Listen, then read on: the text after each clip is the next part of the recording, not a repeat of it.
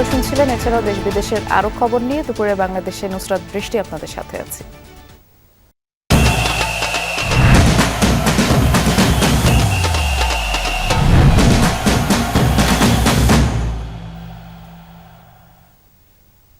জয় দিয়ে শুরু হলো বর্তমান চ্যাম্পিয়ন আর্জেন্টিনার বিশ্বকাপ মিশন। লিওনেল মেসির হ্যাটট্রিকে আলজেরিয়ার বিপক্ষে ৩-০ গোলে জিতল আলবিসেলেস্তারা। বিশ্বকাপে নিজের প্রথম হ্যাটট্রিক ও যৌথভাবে সর্বোচ্চ গোলদাতা হওয়ার পাশাপাশি মেসি গড়েছেন বেশ কয়েকটি রেকর্ডও।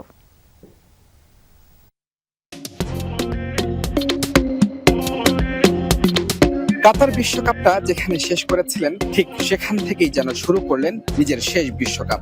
গল্পটা শুধুই লিওনেল মেসির।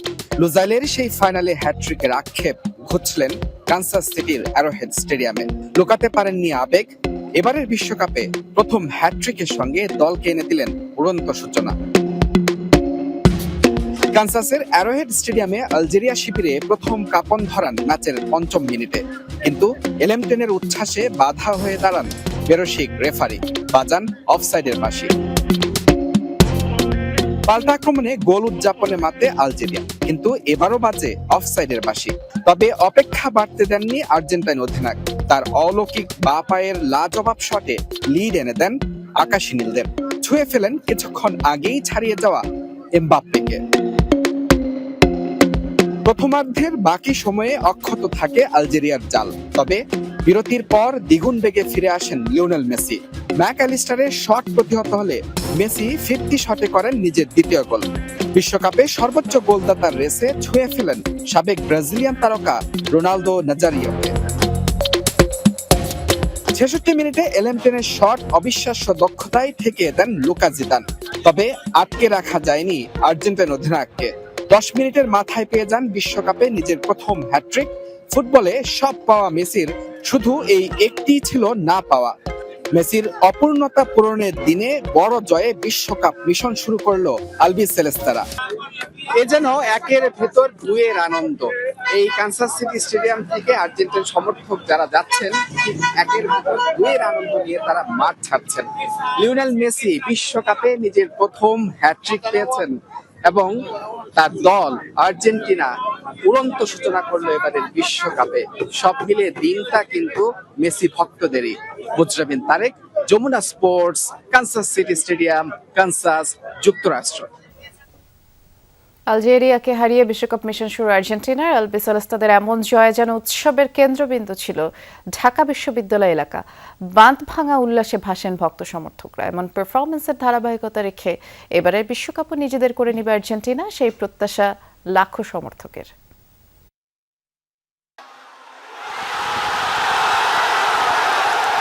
ফুটবল বিশ্বকাপের মঞ্চে আর্জেন্টিনার উড়ন্ত সূচনা। প্রথম ম্যাচেই আলজেরিয়াকে ৩-০ গোলে উড়িয়ে দিল আলবিসেলেস্তারা। দলের ৩টি গোলে করেছেন লিওনেল মেসি, তুলে নিয়েছেন দুর্দান্ত এক হ্যাটট্রিক।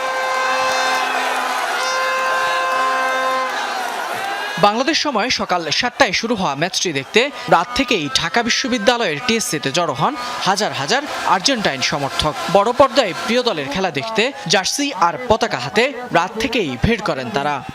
আমরা এখানে এসেছি রাত ১২টায়, ১২:৩০, কারণ আমাদের ইচ্ছা এনভায়রনমেন্টটাকে নিচে করার, এনভায়রনমেন্টটা করে তারপর আমরা খেলা দেখবো। আলহামদুলিল্লাহ অনেক এত ক্রাউড সবাই আসছে, এটাই ভালো লাগছে। রাত ৪টা বাজে আমরা বাসা থেকে রওনা দিছি, এখানে ৪:৩০ বাজে আসছি। আমাদের ঘরে যাবে ইনশাল্লাহ, এখানে ৪টা স্টার হবে, ৪টা ইনশাল্লাহ। আমরা খুব প্রত্যাশা রাখতেছি। মেসির হ্যাটট্রিকের পর যেন উৎসবের নগরীতে পরিণত হয় টিএসসি। বাঁশি আর স্লোগানে মুখর হয়ে ওঠে পুরো এলাকা। আমরা খুবই এক্সাইটেড, মেসি ৩টা গোল দিয়েছে। ২০২৬ বিশ্বকাপ ওয়ার্ল্ড কাপ জিতে 3 স্টারের সাথে 4 স্টার লাগিয়ে আমরা বিশ্বকে দেখিয়ে দিব Argentina best number 1 team. You Argentina love you, Lionel Messi I love you. আমরা যখন মেসির খেলা দেখি মনে হয় যে সুইট 16। আমরা এক্সপেক্ট করি যে ও যেন আরো আরো আরো খেলতে পারে। মেসির ইতিহাস গড়ার দিনে হতাশা আর পরাজয়ের দুঃখে টিএসসি ছাড়েন প্রতিপক্ষের সমর্থকরা। দুর্বলের সাথে খেলে কোনো বাহাদুরি নেই। আর্জেন্টিনা দুর্বলের সাথে খেলে খুবই বাহাদুরি করছে, কিন্তু সামনে আরো ভয়ঙ্কর দিন অপেক্ষা করছে আর্জেন্টিনার জন্য। আলজেরিয়া খারাপ খেলে না, বাট ওদের ফিনিশিং এ দুর্বলতা ছিল আর কি, জন্য গোল পায় নাই, তাও গোল হইতো। আর্জেন্টিনা ভালো খেলছে, আলজেরিয়াও খুব চেষ্টা করছে, মানে যাই হোক, যা হয়েছে ভালোই হয়েছে। শুধু টিএসসি নয়, এদিন ঢাকা বিশ্ববিদ্যালয়ের মহসিন হল মাঠেও বড় পর্দায় খেলা দেখেন হাজার হাজার ফুটবল প্রেমীরা। সকালবেলার ম্যাচ ঘিরে ছিল দর্শকদের ব্যাপক আগ্রহ। আর্জেন্টিনার দুর্দান্ত জয়ে উচ্ছ্বাস ছড়ায় সর্বত্র। খেলা দেখতে আসছি 7টায়, আর টিএসসিতে জায়গা পাইনি, তারপর মহসিনের মাঠে আসছি। আমি আগেও প্রেডিক্ট করছি যে গোল দিবে, তারপরও মাঠে এসে এটা দেখার পর আমার অনেক ভালো লাগছে।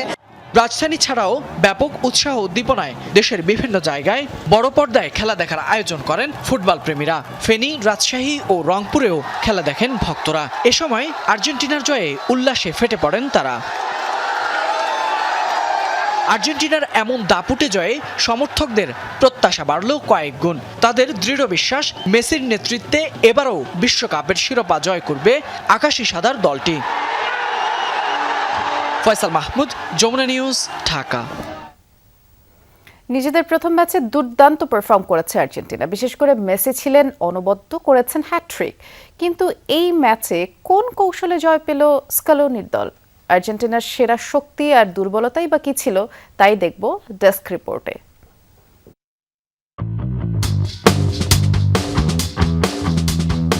আলজেরিয়ার বিপক্ষে বড় জয় পাবে আর্জেন্টিনা, এটা অনুমান করার জন্য ফুটবল বদ্ধ হবার প্রয়োজন নেই। কিন্তু কোন কৌশলে কিভাবে আলজেরিয়াকে হারালো আলবিসেলেস্তারা, সেটাই জানাবো প্রতিবেদনে। আলজেরিয়া ম্যাচে আক্রমণের সময় 4-3-3 আর ডিফেন্স করার সময় 4-2-2 ফরম্যাটে খেলেছে আলবিসেলেস্তারা। কিন্তু আর্জেন্টিনার বিপক্ষে 4-3-3 ফরমেশনে আক্রমণ করেছে আলজেরিয়া, যার ফলে ট্রানজিশনের সময় পর্যাপ্ত স্পেস পেয়েছে স্কালোনির দল, যার ফায়দা নিয়েছে ডিপল মেসি জুটি। ম্যাচের 17 মিনিটে প্রথম গোলটা খেয়াল করুন নিবিড়ভাবে। নিজেদের হাফ থেকে ডিপলের পাস আলজেরিয়ার 5 ফুটবলারকে ফাঁকি দিয়ে পৌঁছে যায় মেসির পায়ে। এরপর ডিবক্সের বাইরে থেকে মেসির গোলটা ছিল ম্যাজিক্যাল। আলজেরিয়ার 2 ডিফেন্ডার আর গোলরক্ষক লুকা জিদানের গোল বাঁচানোর চেষ্টাটা ছিল পুরোটাই ব্যাট। তবে প্রথমার্ধে আর্জেন্টিনার দুর্বলতা ছিল লাউথারো মার্তিনেস ও থিয়াগো আলমাদা। ডান প্রান্ত থেকে আক্রমণের দায়িত্বে থাকা এই দুজনেই ব্যর্থ হয়েছেন কোচের আস্থার প্রতিদান দিতে, যার ফলে 55 মিনিটে লাউথারোর পরিবর্তে আলভারেস আর আলমাডার বিকল্প হিসেবে নিকোলাস গঞ্জালেসকে মাঠে নামান স্কালোনি। ফল আসে হাতে নাতে এই 2 ফুটবলার মাঠে নামার সাথে সাথেই আক্রমণের গতি বেড়ে যায় আর্জেন্টিনার। 60 মিনিটে নিজের দ্বিতীয় আর 76 মিনিটে তৃতীয় গোল করে হ্যাটট্রিক পূর্ণ করেন লিওনেল মেসি, যা বিশ্বকাপে এই কিংবদন্তির প্রথম হ্যাটট্রিক।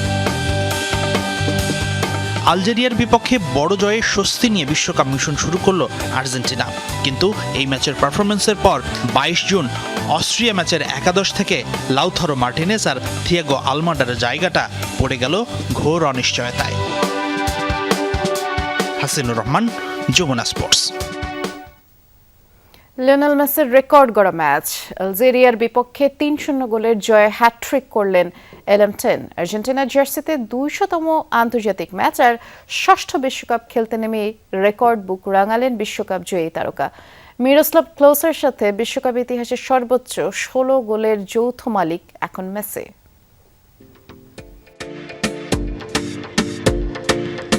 সময় ও স্রোত কারোর জন্য অপেক্ষা করে না। ধ্রুব এই সত্যটাও যেন থমকে যায় লিওনেল মেসির সামনে। একটু বাড়িয়ে বলা যায়, সময়ও হয়তো মুগ্ধ হয়ে তাকিয়ে থাকেন এই ফুটবল জাদুকরের দিকে। এই মেসি থামবেন কোথায়, যিনি মাঠে নামলে ইতিহাসও থমকে যায়। 36 বছরের খরা কাটিয়ে কাতার বিশ্বকাপে সেই সোনালি ট্রফি উঁচিয়ে ধরার পর অনেকেই ভেবেছিলেন এই বুঝি শেষ, কিন্তু বয়সকে তুড়ি মেরে আবারও নেমেছেন মাঠে। ফুটবল বিধাতা যার পায়ে জাদুর ছোঁয়া দিয়ে পাঠিয়েছেন, তার গল্প কি এত সহজে শেষ হয়? ম্যাচের বয়স মাত্র 16 মিনিট। ডিবক্সের বাইরে থেকে অতিমানবীয় এক শটে বল জালে জড়িয়ে নিজেকে নিয়ে গেছেন অনন্য উচ্চতায়। পর্তুগিজ সুপারস্টার ক্রিস্টিয়ানো রোনালদোর পর 5 বিশ্বকাপে গোল করেছেন LM10। বিরতির পর আরও বেশি জ্বলে ওঠেন লিও। 66 মিনিটেই জালের দেখা পেয়ে ক্লোসার ঘাড়ে শ্বাস ফেলছিলেন তিনি। অবশ্য সেরা ফুটবলারের সেরা জায়গাটায় পৌঁছাতে মাত্র 16 মিনিট সময় নিয়েছেন 39-এর দোরগোড়ায় থাকা এই ফুটবল জাদুকর। 76 মিনিটে তার মাটি কামড়ানো শট জালে জড়ানোর সাথে সাথেই যৌথভাবে ক্লোসার 16 গোলের সাথে নাম লিখিয়ে বনে যান ইতিহাস সেরা। অবশ্য আলজেরিয়ার বিপক্ষে মাঠে নামার সাথে সাথেই আলবি সেলেস্তাদের প্রাণভোমরা পা রাখলেন এক অবিশ্বাস্য অমরত্বে। ইতিহাসের অন্যতম ফুটবলার হিসেবে গড়লেন ষষ্ঠ বিশ্বকাপ খেলার অনন্য কীর্তি। শুধু তাই নয়, ক্রিশ্চিয়ানো রোনালদো এবং বাদের আল মোতাবার পর তৃতীয় ফুটবলার হিসেবে আন্তর্জাতিক ক্যারিয়ারে ছুঁয়ে ফেললেন 200তম ম্যাচের মহাকাব্যিক মাইলফলক। বাহুতে 5 বা তার বেশি বিশ্বকাপ খেলা কিংবদন্তিদের জন্য তৈরি বিশেষ লেগেসি আর্মব্যান্ড। কিন্তু মেসির চোখ অন্য কোথাও। এর আগে 2014 আর 2022 দুবার আর্জেন্টিনাকে ফাইনালে তুলেছেন। এবার যদি ফাইনালে ওঠেন, হবেন ইতিহাসের প্রথম অধিনায়ক হিসেবে 3টি বিশ্বকাপ ফাইনাল খেলার রেকর্ড। আর যদি ট্রফিটা ধরে রাখতে পারেন, ফুটবল ইতিহাসের একমাত্র অধিনায়ক হিসেবে জোড়া বিশ্বকাপ জয়ের অনন্য কীর্তি গড়বেন তিনি। রিয়ান রাফতি, যমুনা স্পোর্টস। সমর্থকদের প্রতি কৃতজ্ঞতা জানালেন লিওনেল মেসি। মনে হয়েছে ঘরের মাঠেই খেলছেন। রেকর্ড গড়া হ্যাটট্রিকের পর এমন অনুভূতির কথাই জানালেন এলেমটন। ম্যাচের মাঝে অশ্রুসিক্ত চোখের পেছনের কারণ প্রকাশ না করলেও অতীতের কঠিন দিনের কথা মনে করলেন এই আর্জেন্টাইন সুপারস্টার। সব স্বপ্ন পূরণ করতে পারায় নিজেকে ভাগ্যবান মনে করেন মেসি।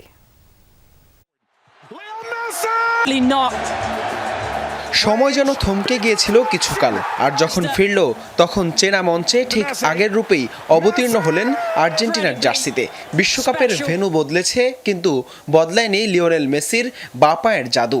যেখানে জ্যোতিচিহ্ন এঁকেছিলেন, ঠিক সেখান থেকেই যেন শুরু হলো নতুন এক মিশন। আলজেরিয়ার বিপক্ষে হ্যাটট্রিক সহ রেকর্ড বুকটা ভারী করলেন এলেমটেন। এই উচ্ছ্বাস জয়ের, এই আনন্দ আর্জেন্টাইন জাদুকর লিওনেল মেসির রেকর্ড গড়া রাতের। কানসাস সিটিতে আকাশী নীল সমুদ্র, বিশ্ব চ্যাম্পিয়নদের বিশ্বমঞ্চে নতুন এক শুরু। আলজেরিয়ার বিপক্ষে 3-0 গোলের জয়ের পেছনের নায়কও এলেমটেন। কিন্তু ম্যাচের মাঝেই 40 মিনিটের সময় হঠাৎই দেখা মিলল অশ্রুসিক্ত মেসির। ম্যাচ শেষে সেটি খোলাসা না করলেও অতীতের কঠিন সময়ের কথাই মনে করিয়ে দিলেন এই আর্জেন্টাইন সুপারস্টার। শোনালেন রেকর্ড গড়া অনুভূতির কথা। De ponernos en ventaja y manejar el partido, quizá no como lo hacemos siempre a través de la posición, porque nos costó un poco el primer tiempo. Magical পারফরমেন্সের পর match সেরার পুরস্কারও উঠেছে মেসির হাতে। ক্যারিয়ার জুড়ে এত শত অর্জনে নিজেকে ভাগ্যবান মনে করছেন এলেমটেন। Pero bueno, el segundo cambio es normal, siempre los primeros partidos de una competición oficial, y más cuando el mundial son difíciles. Teníamos la experiencia del último también, y se está viendo en este mundial que nadie regala nada, que es una... বয়সের সংখ্যাকে বুড়ো আঙ্গুল দেখিয়ে অর্জনের খাতায় নতুন এক record আর প্রাপ্তির আনন্দ। বিশ্বমঞ্চে আকাশী নীলের এই জয়যাত্রা এবার কোথায় থামবে মেসির শেষ বিশ্বকাপে? হাসান আল মারুফ, যমুনা স্পোর্টস। সিলেট থেকে সড়কপথে মৌলভীবাজারে গেছেন প্রধানমন্ত্রী তারেক রহমান। সকাল 10:30টার দিকে সিলেট থেকে রওনা দেন প্রধানমন্ত্রী। এর আগে সকাল 9:30টার দিকে ঢাকার হযরত শাহজালাল আন্তর্জাতিক বিমানবন্দর থেকে সিলেটের উদ্দেশ্যে যাত্রা করে 10:15টার পর সিলেট বিমানবন্দরে পৌঁছান তিনি। এখন আছেন মৌলভীবাজারের পথে এবং শ্রীমঙ্গল ইতিমধ্যেই তিনি পৌঁছে গেছেন। দুপুর 1টায় শ্রীমঙ্গল ভিক্টোরিয়া উচ্চ বিদ্যালয় মাঠে এবং 2টায় মৌলভীবাজার সরকারি উচ্চ বিদ্যালয় মাঠের অনুষ্ঠানে যোগ দেওয়ার কথা রয়েছে তারেক রহমানের। দিনব্যাপী সফরের মূল কর্মসূচি হিসেবে ফ্যামিলি কার্ড বিতরণ কার্যক্রমের উদ্বোধন করবেন প্রধানমন্ত্রী। আর বিকেলে দুসাই রিসোর্টের উদ্দেশ্যে তিনি রওনা হবেন। সেখানে বিশ্রাম শেষে রাজনৈতিক সভায় যোগ দেওয়ার কথা রয়েছে। আর এই সভা শেষে সন্ধ্যায় সিলেট ওসমানী আন্তর্জাতিক বিমানবন্দর থেকে ঢাকার উদ্দেশ্যে রওনা হবেন। এদিকে প্রধানমন্ত্রীর এই সফর উপলক্ষে জেলা জুড়ে সব ধরনের প্রস্তুতি নেওয়া হয়েছে, নিরাপত্তা ব্যবস্থাও জোরদার করা হয়েছে। এ বিষয়ে জানার জন্য বিস্তারিত আমরা শ্রীমঙ্গলের ভিক্টোরিয়া উচ্চ বিদ্যালয় মাঠে যাচ্ছি। সহকর্মী মাহবুবুর রহমান রিপন সেখানে অপেক্ষা করছেন। ইতিমধ্যে শ্রীমঙ্গল পৌঁছে গেছেন প্রধানমন্ত্রী তারেক রহমান। যতদূর জানি রিপন, যেহেতু এই মাঠেই তিনি আজকের যে ফ্যামিলি কার্ডের কর্মসূচি সেটি উদ্বোধন করবেন, আপনি একটু আমাদেরকে বিস্তারিত জানাবেন কখন নাগাদ উদ্বোধন কর্মসূচি শুরু হবে? বৃষ্টি, আপনি ঠিকই বলেছেন, ঠিক 10 মিনিট আগে এই ঝুম বৃষ্টির মধ্যেই কিন্তু প্রধানমন্ত্রী তারেক রহমান শ্রীমঙ্গলের এই ভিক্টোরিয়া কলেজ মাঠের এই যে জনসভাস্থল রয়েছে সেখানে উপস্থিত হয়েছেন। এই মুহূর্তে দলীয় সঙ্গীত বাজছে এবং একটু আগেই এই প্রোগ্রামের সূচনা করা হয়েছে। তিনি মূলত আজকে এখানে তৃতীয় ফ্যামিলি কার্ডের তৃতীয় ধাপের উদ্বোধন করবেন। অ্যান্ড এই উপলক্ষে এখানকার একটি ইউনিয়নের 1 নম্বর ওয়ার্ডের 152 জনকে ফ্যামিলি কার্ড প্রদান করবেন তিনি।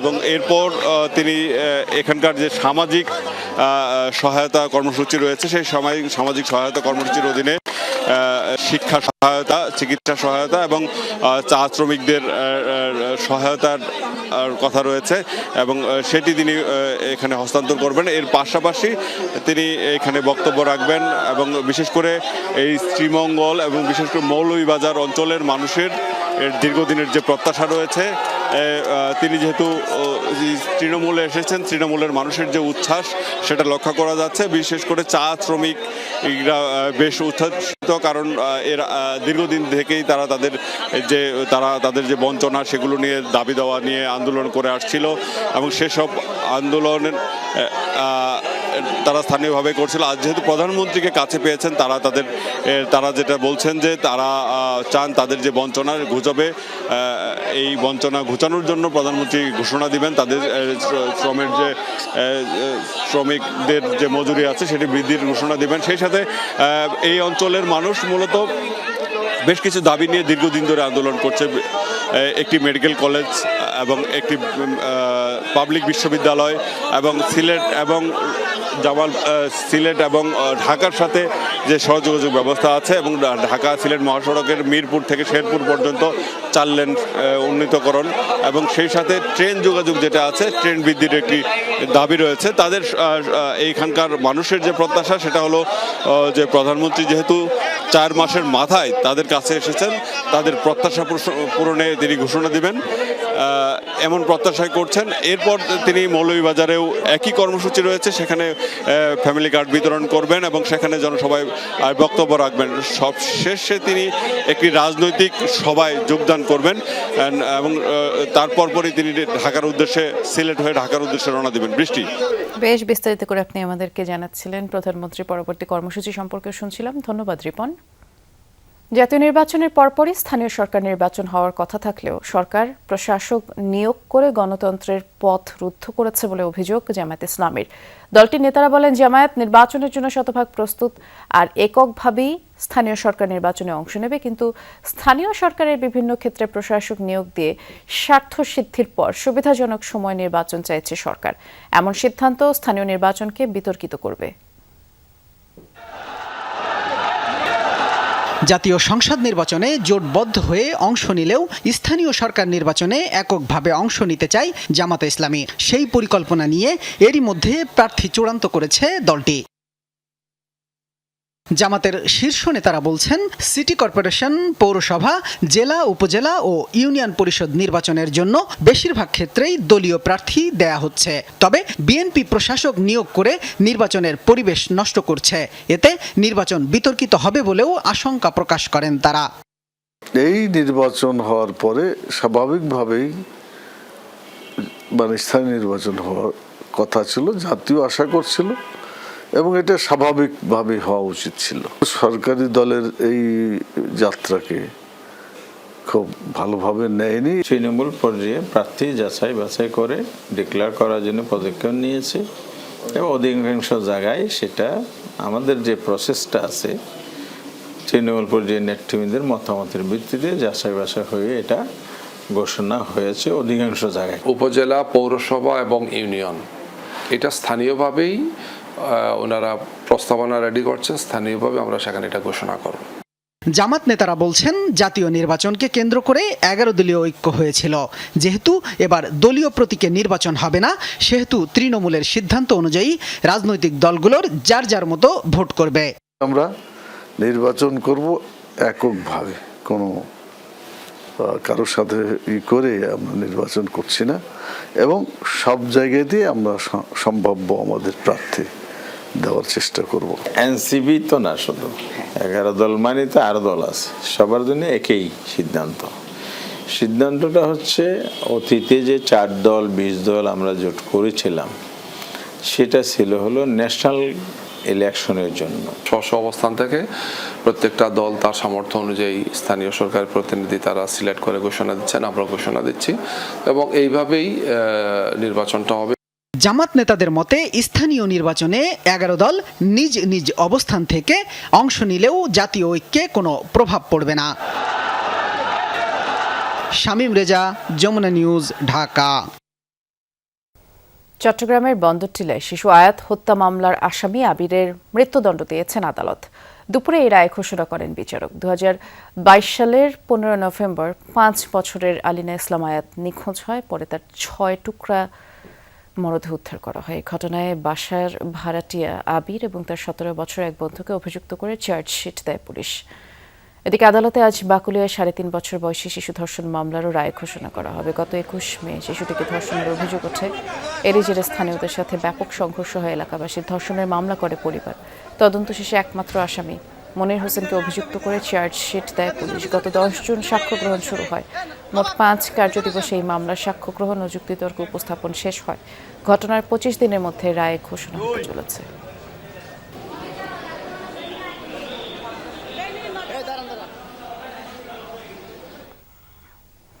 চট্টগ্রামের আদালত প্রাঙ্গণে সহকর্মী আলামিন শিকদার আমাদের জন্য অপেক্ষা করছেন। আলামিন, শিশু আয়াত হত্যার রায় নিয়ে তার স্বজনরা কি বলছেন সেটি জানবো, আর বাকুলিয়ায় শিশু ধর্ষণ মামলার রায় ঘোষণা হবার কথা সেটি কখন নাগাদ হবে?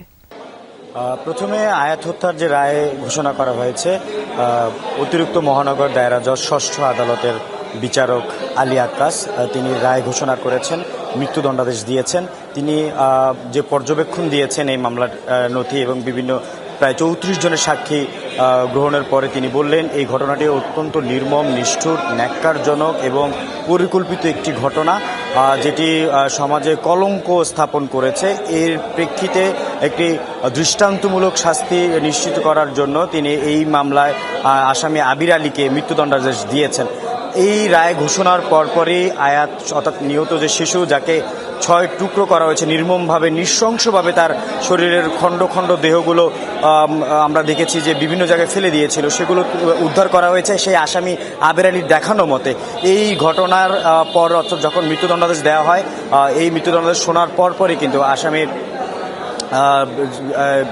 বিপক্ষের আইনজীবীরা তারা বলছেন যে নানা যুক্তিতর্ক তারা সেখানে উপস্থাপন করেছেন। তবে যে বিচারক তিনি বললেন যে এটির সর্বোচ্চ যে শাস্তি সেটা নিশ্চিতের জন্যই মৃত্যুদণ্ডাদেশ দেওয়া হয়েছে। এই মৃত্যুদণ্ডাদেশ দেওয়ার পরপরই নিহত আয়াতের পরিবারের স্বজনরা সন্তুষ্ট এবং তারা বলেছেন যেন 1 মাসের মধ্যে এই রায়টি কার্যকর করা হয়, সেই দাবি তারা জানিয়েছেন সরকারের কাছে। পাশাপাশি আরও একটি রায় আজ ঘোষণা করা হবে। গত 21 মে চট্টগ্রামের বাকুলিয়াতে একটি শিশু ধর্ষণের ঘটনা ঘটে। সেই ঘটনারও আমরা দেখেছি খুব দ্রুত চার্জশিট দিয়ে দেওয়া হয়েছিল এবং 8ম কার্যদিবসের মধ্যে আজকে রায় ঘোষণা হতে যাচ্ছে। সেই রায়টি হয়তো ঠিক দুপুর 2টার দিকে শুরু হতে যাচ্ছে, রায় পড়ার শুরু হতে যাবে এমনই আমাদের কাছে তথ্য রয়েছে এবং সেই রায় আসলে কি হয় সেটা আমরা পরবর্তী লাইভে সংযুক্ত হয়ে আমরা আপনার মাধ্যমে আবারও জানিয়ে দেওয়ার চেষ্টা করবো আমাদের দর্শকদেরকে। নিশ্চয়ই তাই, ধন্যবাদ বিস্তারিত জানানোর জন্য আলামিন।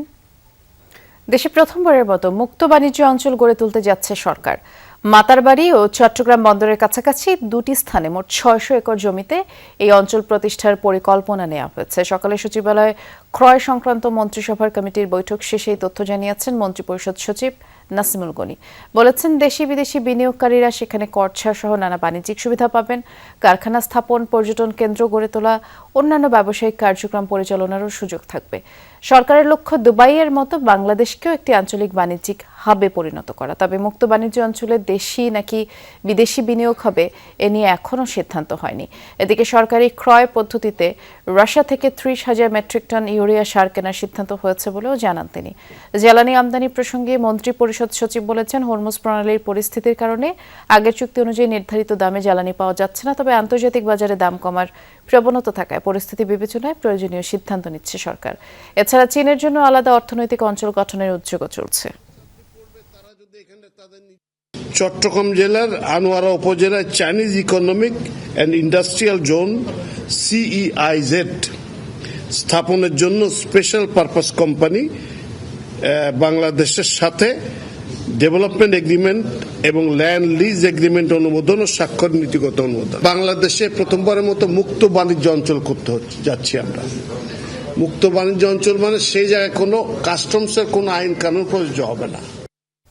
নগদ টাকার চাপ সামলাতে 3 দিনে ইসলামী ব্যাংককে 6,500 কোটি টাকা বিশেষ ধার দিয়েছে বাংলাদেশ ব্যাংক।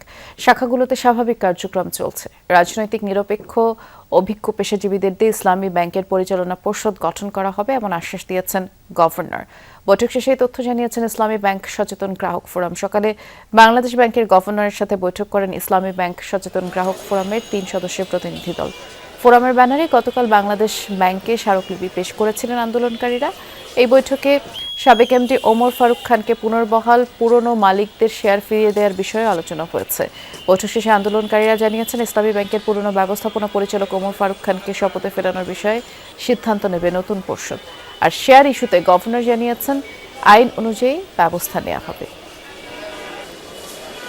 এই 7 দফা দাবি বাস্তবায়নের ক্ষেত্রে আমরা আমাদের যুক্তিসহ সেগুলোকে তুলে ধরেছি, যাতে করে ওনারা অচিরেই এই দাবিগুলো পূরণ করেন।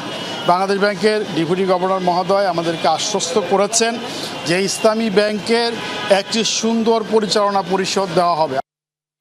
প্রস্তাবিত বাজেটে বিদ্যুৎ ও জ্বালানি খাতকে গুরুত্ব দেওয়া হলেও বরাদ্দ কাঠামো ও বাস্তবায়ন সক্ষমতা নিয়ে প্রশ্ন তুলেছে গবেষণা সংস্থা সিপিডি।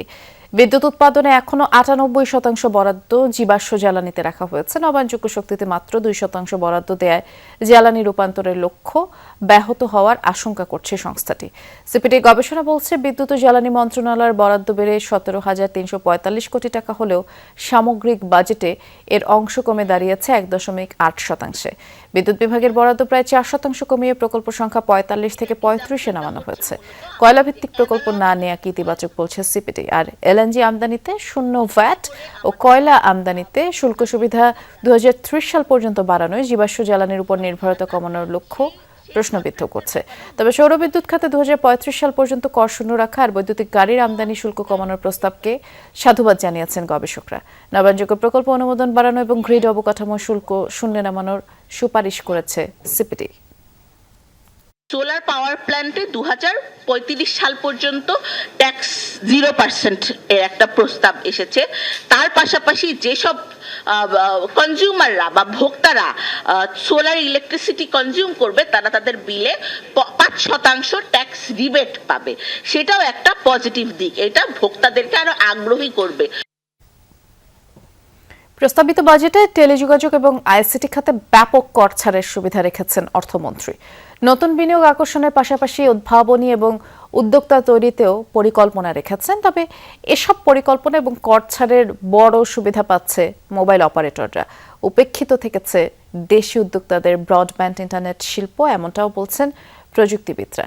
তাদের অভিমত, কম খরচে দেশজুড়ে ব্রডব্যান্ড ইন্টারনেট বিস্তারে কোনো সুবিধা না থাকায় ডিজিটাল বৈষম্য তৈরি হবে। আইসিটিকে ট্রাস্ট সেক্টর হিসেবে গড়ে তুলতে সরকার এই খাতে ট্যাক্স, ভ্যাট, লাইসেন্সিং নীতিমালা সংস্কারের ব্যাপক উদ্যোগ গ্রহণ করেছে। মোবাইল ফোনের সেবার পরিধি আরো বিস্তৃত করার পরিকল্পনা এসেছে প্রস্তাবিত বাজেটে।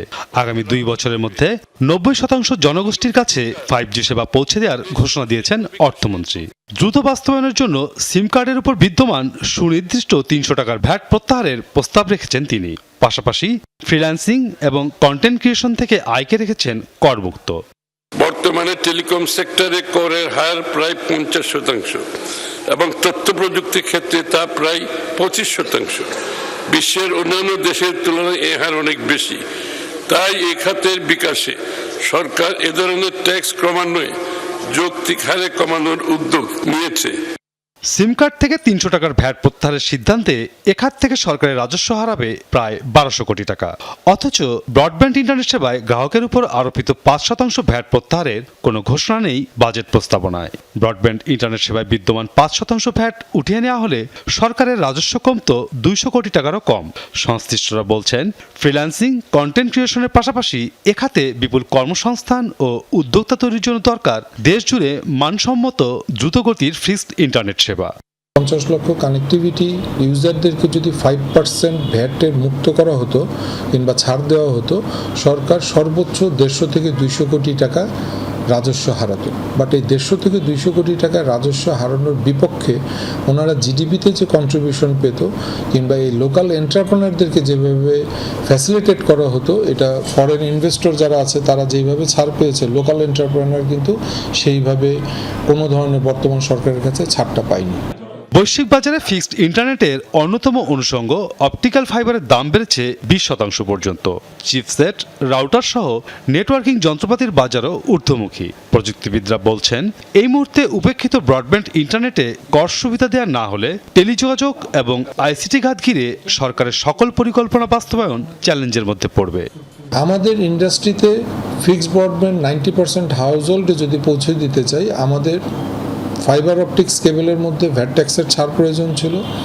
ওএলটি, ওএনইউ, রাউটার সুইচের যেগুলো বেসিক একটা নেটওয়ার্কের ইকুইপমেন্ট, এগুলার ছাড় দেওয়ার অবশ্যই প্রয়োজন ছিল। বিটিআরসির তথ্য অনুযায়ী বর্তমানে দেশে ফিক্সড ইন্টারনেটের সংযোগ মাত্র 47 লাখ, ব্যবহারকারীর সংখ্যা 1.5 কোটিরও কম। মাসুদুজ্জামান রবিন, যমুনা নিউজ, ঢাকা। শুধু একাডেমিক শিক্ষায় নয়, দক্ষ মানব সম্পদ গঠনে কারিগরি শিক্ষার উপর গুরুত্ব দিচ্ছে সরকার। তো এবারের বাজেটে কারিগরি শিক্ষা খাতে 18,000 কোটি টাকা বরাদ্দ রাখা হয়েছে বলে জানিয়েছেন শিক্ষামন্ত্রী আ.ন.ম এহসানুল হক মিলন। জগন্নাথ বিশ্ববিদ্যালয়ের ডিনস অ্যাওয়ার্ড অনুষ্ঠানে তিনি আরও বলেছেন, আগামী বাজেটে শিক্ষা খাতে জিডিপির 3.5% বরাদ্দ নিশ্চিত করার চেষ্টা চলছে। শিক্ষামন্ত্রী বলেন, দেশের মানব সম্পদ উন্নয়নে শিক্ষক, অভিভাবক ও সমাজের সকল স্তরের মানুষকে একসঙ্গে কাজ করতে হবে। শুধু জিপিএ 5 অর্জন নয়, শিক্ষার্থীদের মধ্যে নীতি, নৈতিকতা, মূল্যবোধ, সংস্কৃতি চর্চার বিকাশ ঘটানো জরুরি। আর এ লক্ষ্যে কারিকুলাম সিলেবাস আরও যুগোপযোগী করার উপর গুরুত্ব আরোপ করেন তিনি। শিক্ষামন্ত্রী অভিযোগ করেন, অতীতে শিক্ষা খাতে বরাদ্দ বৃদ্ধির দাবি করা হলেও তা জিডিপির অনুপাতে সন্তোষজনক ছিল না। এ সময় প্রয়াত সাবেক প্রধানমন্ত্রী বেগম খালেদা জিয়ার আমলে শিক্ষা খাতের বিভিন্ন ইতিবাচক পরিবর্তনের কথাও তুলে ধরেন মন্ত্রী। পাশাপাশি শিক্ষা খাতে দুর্নীতি রোধে সবাইকে সচেতন থাকার আহ্বান জানান তিনি। আমরা শুধু মনে করি জিপিএ প্লাস, এই এ প্লাস নেই, আমরা সবাই আছি। মা চায় জিপিএ প্লাস, ছেলে চায় জিপিএ প্লাস, বাবা চায় জিপিএ প্লাস, সকলে চায় জিপিএ প্লাস। এটা নিয়ে ট্রোল হচ্ছে সারাক্ষণ। একবারও বাপ মা জানতে চায় না যে আমার ছেলে মেয়ে সৃজনশীল শিক্ষায় কতটা শিখলো, সেই বিষয়টি কেউ জানতে চায় না। আমরা আপনাদেরকে সংবাদের শুরুতেই যেমনটি জানানোর চেষ্টা করছিলাম, প্রধানমন্ত্রী তারেক রহমান এই মুহূর্তে আছেন শ্রীমঙ্গলে এবং ফ্যামিলি কার্ডের উদ্বোধন করেছেন তিনি কিছুক্ষণ আগেই সরাসরি দেখতে পাচ্ছি। ফ্যামিলি কার্ড উদ্বোধনের পর প্রধানমন্ত্রী তারেক রহমান এই মুহূর্তে বক্তব্য রাখবেন এবং সেটিও আপনাদেরকে জানানোর চেষ্টা করব। তবে এর আগে যেমনটি আমরা জেনেছি যে সিলেটে তিনি পৌঁছান সকাল 9টার কিছু পরেই তিনি পৌঁছান সেখানে এবং এরপরে সড়ক পথেই মৌলভীবাজারের শ্রীমঙ্গলের ভিক্টোরিয়া উচ্চ বিদ্যালয়ের কাছের মাঠে যে ফ্যামিলি কার্ড বিতরণ কার্যক্রম সেটি তিনি উদ্বোধন করার পর সড়ক পথেই তিনি রওনা দেন এবং দুপুর 1টার কিছু পরেই তিনি ভিক্টোরিয়া উচ্চ বিদ্যালয় মাঠে পৌঁছান। এর আগে যেমনটি বলছিলাম সকাল 10:30টার দিকে সিলেট থেকে সড়ক পথে মৌলভীবাজারের পথে প্রধানমন্ত্রী রওনা দেন। সকাল 9টার অর্থাৎ 9:30টার দিকে ঢাকার হযরত শাহজালাল আন্তর্জাতিক বিমানবন্দর থেকে সিলেটের উদ্দেশ্যে যাত্রা করে 10:15টার পরে সিলেট বিমানবন্দরে তিনি পৌঁছান এবং এরপরে আমরা যেমনটি জানি দুপুর 2টায় মৌলভীবাজার সরকারি উচ্চ বিদ্যালয় মাঠেও ফ্যামিলি কার্ড বিতরণ কর্মসূচির উদ্বোধন করবেন প্রধানমন্ত্রী তারেক রহমান এবং এর আগে এখন শ্রীমঙ্গলে ফ্যামিলি কার্ডের উদ্বোধন করেছেন তিনি। আমরা সরাসরি সেটি আপনাদেরকে দেখাচ্ছি। এই মুহূর্তে মৌলভীবাজারের পথে এরপরে রওনা দিবেন প্রধানমন্ত্রী তারেক রহমান এবং এরপরে আমরা যেমন জানি বিকেলে দুসাই রিসোর্টের বিশ্রাম শেষে রাজনৈতিক সভায় যোগ দেওয়ার কথা রয়েছে। কিছুক্ষণ আগে শ্রীমঙ্গলে ফ্যামিলি কার্ডের উদ্বোধন করলেন প্রধানমন্ত্রী তারেক রহমান। সরাসরি আপনারা দেখছিলেন সেটি। এবার পরবর্তী খবরে যাচ্ছি। হাম ও উপসর্গে মৃত্যুর সংখ্যা থামছেই না। গত 24 ঘন্টায় সিলেটে আরও 3 শিশু মারা গেছে। প্রাদুর্ভাব শুরুর পর থেকে এখন পর্যন্ত সিলেটে হাম ও উপসর্গ নিয়ে 72 জনের প্রাণ গেছে। জেলার বিভিন্ন হাসপাতালে নতুন রোগী ভর্তি হয়েছে 56 জন। হামে আক্রান্ত রোগীদের ভিড় রয়েছে বরিশাল, চট্টগ্রাম, রাজশাহী, রংপুর, খুলনার বিভিন্ন হাসপাতালে। আইসোলেশন ওয়ার্ডেও কিছু কিছু জায়গায় শয্যা সংকট হওয়ায় রোগী স্বজনদের ভোগান্তি বেড়েছে। তবে হাম নিয়ে আতঙ্কিত না হওয়ার আহ্বান জানিয়েছেন চিকিৎসকরা। 72 ঘন্টা ধরে কুড়িগ্রাম সীমান্তের শূন্য রেখায় অবস্থান করছে শিশুসহ 9 জন। রোববার ভোর 6টা থেকে রৌমারী উপজেলার গয়টাপাড়া থেকে 6 জন এবং ইসলামারি সীমান্ত থেকে 3 জনকে পুশিনের চেষ্টা করে বিএসএফ। বিজিবি ও স্থানীয়দের প্রতিরোধে ব্যর্থ হয় তা। এ বিষয়ে বিএসএফ বিজিবি পতাকা বৈঠক অনুষ্ঠিত হয়। বিজিবি জানায় বৈঠকে বিএসএফ পুশিনের ঘটনা অস্বীকার করে তাদের ফেরত নিতে অস্বীকৃতি জানায়। এরপর থেকেই ওই 9 জন সীমান্তের শূন্য রেখায় অবস্থান করছে। তাদের ফিরিয়ে দিতে বিএসএফ এর সাথে আলোচনা অব্যাহত রয়েছে বলে বিজিবি জানায়। এদিকে জামালপুর সীমান্তের শূন্য রেখায় 27 ঘণ্টা ধরে অবস্থান করছেন একজন। সোমবার রাতে তাকে এপারে ঠেলে দেয় বিএসএফ। সামাজিক যোগাযোগ মাধ্যমে ভাইরাল লোকসঙ্গীত শিল্পী লাইলি বেগমকে 3 লাখ টাকার অনুদান দিয়েছে সংস্কৃতি মন্ত্রণালয়। সকালে সচিবালয়ে আয়োজিত এক অনুষ্ঠানে সংস্কৃতি মন্ত্রী নিতাই রায় চৌধুরী তার হাতে অনুদানের চেক তুলে দেন। এ সময় মন্ত্রীর সামনে গান পরিবেশন করেন লাইলি বেগম। সংস্কৃতি মন্ত্রী বলেন, কোনো প্রাতিষ্ঠানিক পরিচর্যা ছাড়াই মাটির কাছ থেকে উঠে এসেছেন লাইলি বেগম। জাতীয় কবি কাজী নজরুল ইসলামও ছিলেন মাটির সন্তান। ফেসবুকে লাইলি বাউলের গান দেখে তাকে সহায়তার সিদ্ধান্ত নেওয়া হয়েছে। পাশাপাশি ফরিদপুরের শিল্পকলা একাডেমির কার্যক্রমের সাথে তাকে সম্পৃক্ত করার উদ্যোগ নেওয়া হয়েছে। এই অনুদান পেয়ে আনন্দিত লাইলি বেগম বলেছেন, তার মতো একজন শিল্পীকে সচিবালয়ে এনে সম্মান জানানো বড় বিষয়। এজন্য তিনি সরকারকে ধন্যবাদ জানান। পঙ্কবদ্ধ কর তোরি পঙ্গরে দলং হগিরি যে সত্য দেখলে হবে না, এরকম মন অনেক প্রতিভা পড়ে রয়েছে, এগুলি এনে জানি তুলে একটু ধরে। বিনা বাদ্যযন্ত্রে হঠাৎ করে তিনি যে গান করলেন, এটা একটা অসাধারণ একটা আধ্যাত্মিক গান। জাতীয় পর্যায়ে ওনাকে মানে যতটা সহযোগিতা করা দরকার ধারাবাহিকভাবে এটা আমরা করবো। The greatest show on earth যে উন্মাদনায় মাতোয়ারা এখন পুরো বিশ্ব। বাদ যায়নি ইসরায়েলি আগ্রাসনে বিধ্বস্ত গাজা উপত্যকাও। ধ্বংসস্তূপের ভেতরেও পৌঁছে গেছে ফুটবল বিশ্বকাপের আমেজ। বাড়িঘরের অস্তিত্ব নেই, নেই বিদ্যুৎও। এর মধ্যেই নানাভাবে বিশ্বকাপ ফুটবল উপভোগ করছেন ফিলিস্তিনিরা। বিপর্যস্ত দশা থেকে কিছুটা মুক্তি পেতে ফুটবলেই খুঁজে নিচ্ছেন সান্ত্বনা। 2 বছরের আগ্রাসনে ইসরায়েলি হামলায় গাজার 1000-এর বেশি অ্যাথলেটের প্রাণ গেছে, যার মধ্যে অনেক ফুটবলারও রয়েছে। আশ্রয় হয়েছে গাজার একটি স্কুলের অস্থায়ী আশ্রয় কেন্দ্রে। নেই বিদ্যুৎ, ঠিকমতো কাজ করে না ইন্টারনেট। তবুও থেমে নেই বিশ্বকাপ ফুটবল দেখার প্রচেষ্টা। নিজের ল্যাপটপে আশপাশের মানুষের খেলা দেখার ব্যবস্থা করেছেন গাজার ফাদি আল আরাউই। একসময় পেশাদার ফুটবলার ছিলেন ফাদি। তার বাড়িঘর যেমন ধ্বংস হয়ে গেছে, ইসরায়েলি হামলায় বন্ধ হয়ে গেছে খেলাধুলাও। আইডিএফ এর আগ্রাসনে উপত্যকায় এ পর্যন্ত 1000-এর বেশি ক্রীড়াবিদের মৃত্যু হয়েছে, যার মধ্যে রয়েছে খেলোয়াড় থেকে শুরু করে রেফারি সহ সংশ্লিষ্টরাও। ধ্বংস হয়েছে 287টি ক্রীড়া স্থাপনা। এমনকি যুদ্ধকালে স্টেডিয়ামগুলোকে বন্দি শিবির বানায় তেল আবিব। দেখুন আমাদের কি অবস্থা, আমাদের সন্তানের দিকে তাকান। এখানে জীবন দুর্বিষহ। আর কতদিন আমরা এই কষ্ট সহ্য করব? 2022 বিশ্বকাপে আমরা আমাদের বাড়িতে বসে খেলা দেখেছিলাম। তখন বিদ্যুৎ ছিল, সব সুযোগ ছিল, কিন্তু আজ কিছুই সহজলভ্য নয়। খেলা দেখতে সংগ্রাম করতে হয়। যুদ্ধবিরতির আওতায় গত অক্টোবর থেকে তীব্রতা কমলেও হামলা পুরোপুরি থামেনি। এর মধ্যে প্রতি মুহূর্তে মৃত্যু ভয়কে সঙ্গী করে চরম মানবেতর জীবন কাটানো ফিলিস্তিনিরা ফুটবল বিশ্বকাপে কিছুটা শান্তি খোঁজার চেষ্টা করছে। কয়েকটি ক্যাফেতে জেনারেটরের মাধ্যমে ফিলিস্তিনিদের খেলা উপভোগের ব্যবস্থা করা হয়েছে।